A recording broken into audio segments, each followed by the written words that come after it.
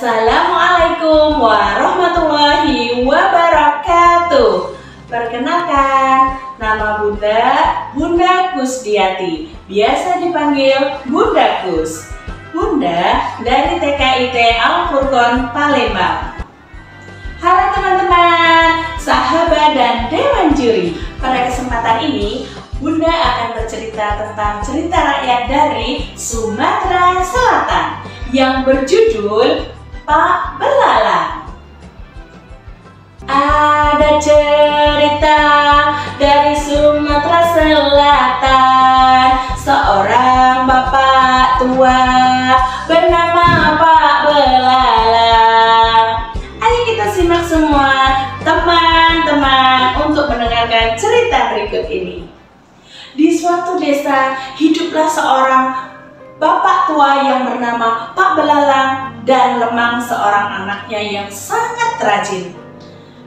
Di tengah malam, Pak Belalang dan Lemang menuju rumah desa tempat dia tinggal, dan malam itu hujan deras. Tiba-tiba Pak Belalang melihat seorang berpakaian hitam-hitam yang menutup seluruh badannya. Pak Belalang menyetop langkah anaknya yang sedang berjalan di belakangnya. Coba ingat-ingat tempat ini. Siapa tahu berguna tempat ini untuk kita. Baik Pak, kata anaknya. Setibanya di desa, malam sudah begitu larut. Pak Belalang dan Lemang begitu terheran melihat suasana di kampung yang begitu ramai, tidak seperti biasanya. Tiba-tiba ada bapak yang ada di kampung tersebut. Pak, sapi-sapi kami sudah pada hilang. Kami yakin pasti ada yang mencurinya. Hari ini saja sudah ada 7 ekor sapi yang hilang.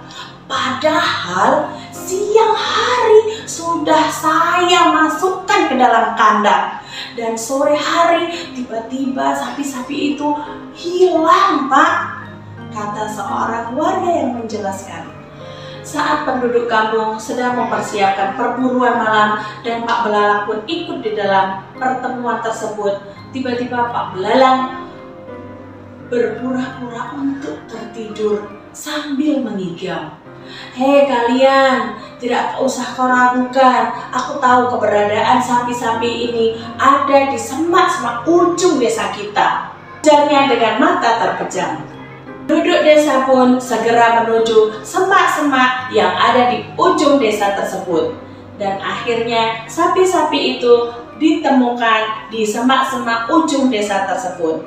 Lama-kelamaan, ketenaran Pak Belalang sebagai ahli nujum terdengar di kalangan kerajaan. Pada saat itu, Raja Indratanjung sedang kebingungan karena mendapatkan tantangan uji kecerdikan dari Raja Negeri Seberang. Pada saat itu juga, Pak Belalang dipanggillah ke istana untuk menemui Raja Indratanjung. Pak Belalang, aku saat ini mendapatkan tantangan uji kecerdikan menjawab teka-teki dari Raja Negeri Seberang.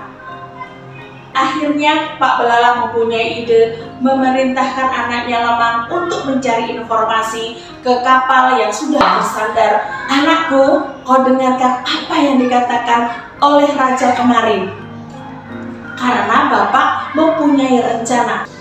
Keesokan harinya, tibalah Raja Negeri Seberang bertemu dengan Raja Indratanjung. Dengan lantang, Raja Negeri Seberang berkata, aku akan memberikan teka-teki. Jika kalian tidak bisa menjawab teka-tekiku, negeri ini akan aku kuasai semua. Tapi jika kalian bisa menjawab teka-tekiku, akan kuserahkan semua kapal dan harta bendaku. Begini teka-tekinya, binatang apa yang ada di dalam kampung ini? Dia adalah seekor hewan.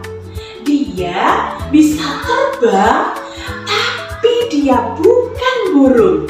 Dan dia bisa melompat, tetapi dia bukan kata. Apakah aku?